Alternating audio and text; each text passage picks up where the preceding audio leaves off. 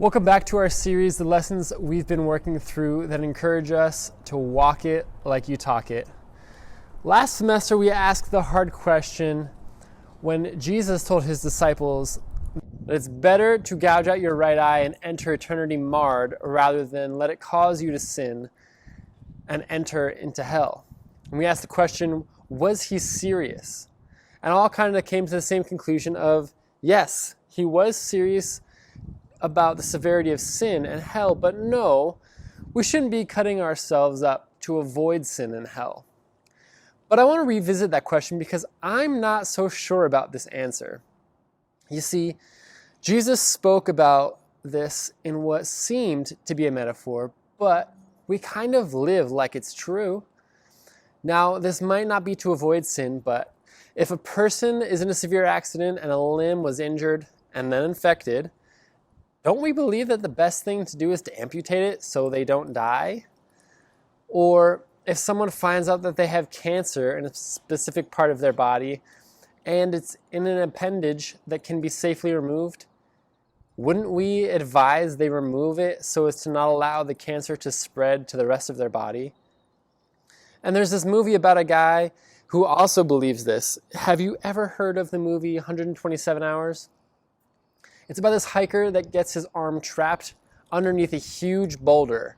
He's off in the middle of nowhere, all alone.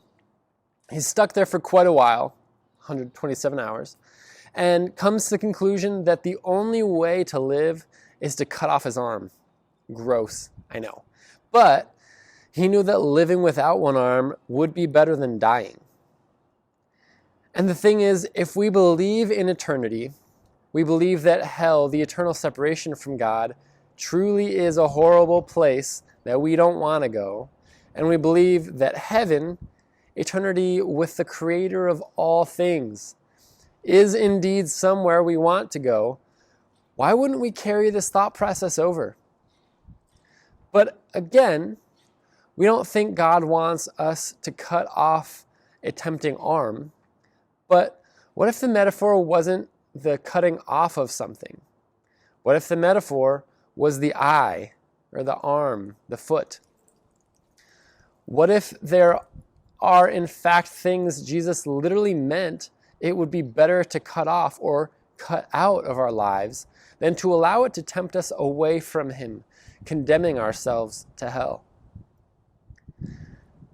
If we were to shift this thought, what would it look like for you? We all know that temptation is bad, and it's something that we try to avoid, but how often do we just let it stick around? Maybe it's shows, movies, or music that is a little bit more explicit than you know your speech should be.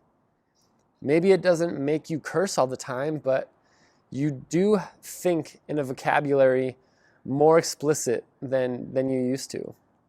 Maybe it's a friend that has parents who are okay with underage drinking. They don't necessarily pressure you to, but you know that it's always an option with them.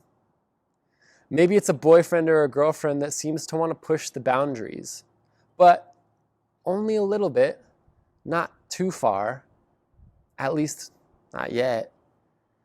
Maybe it's that app or even just your phone in general. Everything is accessible if you know how to use it. And when no one's around, it's easy.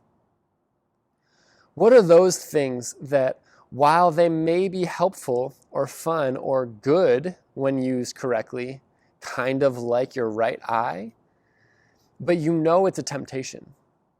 You know it has the potential to lead you, even if just momentarily, away from God. What if that's what Jesus meant? Now, with this in mind, think about that. Talk about this new perspective in your small groups. What is the eye that Jesus wants you to pluck out? What's the right hand that would be better to lose than to lose your soul? What do you need to cut off, cut out, to make sure that you don't just know or just believe in Jesus, but so that you walk it like you talk it?